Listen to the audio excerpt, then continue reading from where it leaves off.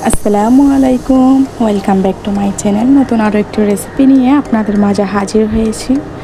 তো আজকে আমি দেখাবো রেস্টুরেন্ট স্টাইলে কীভাবে ঝটপট বাসায় তৈরি করে নিতে পারেন মজাদার চিকেন ললিপপ। তো চলুন দেখে নেওয়া যাক।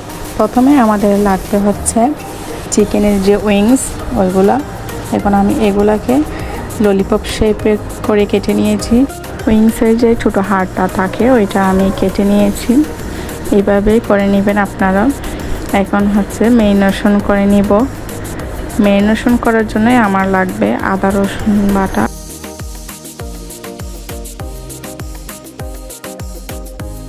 এরপর লাগবে হলুদ গুঁড়া, ধনিয়া গুঁড়ো, মরিচের গুঁড়া, সামান্য একটু সয়া সসের ভিডিও কিন্তু আমার ইউটিউব চ্যানেলে আপলোড করেছি, আপনারা চাইলে দেখে নিতে পারেন, আমি ডেসক্রিপশন বক্সে দিয়ে দিব। এরপর দিয়েছি লেবুর রস। এখন ভালোভাবে আমি হাত দিয়ে একটু মেখে নিব। এটাকে আমি 2 ঘন্টার জন্য রেস্টে রেখে দিব।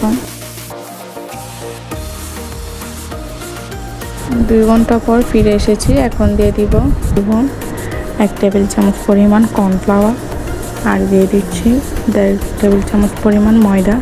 আপনারা চাইলে ডিমও ইউজ করতে পারেন এর সাথে। এখন আমি ভালোভাবে একটু মেখে নিব। এখানে আমি একটা হাঁড়িতে ফুটন্ত একেবারে তেল গরম করতে দিয়েছি। ডুবো তেলে কিন্তু এটা ভাজতে হবে। মিডিয়াম টু লো ফ্লেমে আমি একটা একটা করে ললিপপ দিয়ে দিচ্ছি। সবগুলো ললিপপ দেওয়া হয়ে গেলে একটু নেড়ে চেড়ে দিবেন।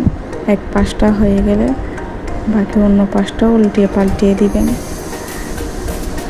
অল্প আছে কিন্তু এটাকে ভাজতে হবে, না হলে কিন্তু ভিতরে মাংসটা সিদ্ধ হবে না, খেতে ভালো লাগবে না। তাই মিডিয়াম টু লো ফ্লেমে এটাকে রান্না করতে থাকবেন।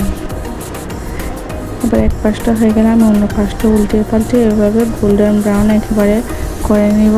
আপনারা চাইলে এই অবস্থাতেও খেতে পারেন।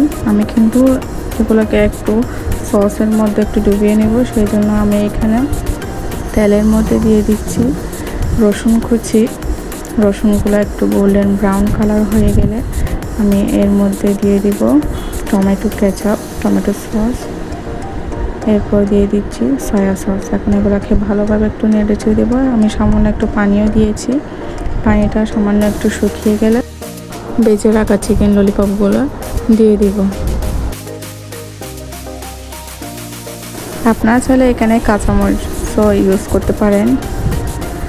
এখন চিকেনগুলো দিয়ে দেওয়ার পর ভালোভাবে একটু নেড়ে ছেড়ে দিব। সসগুলোকে চিকেন ললিপপের সাথে ভালোভাবে একটু নেড়ে ছেড়ে দেবো। সসগুলো শুকিয়ে গেলে আমি এবার নামিয়ে ফেলবো।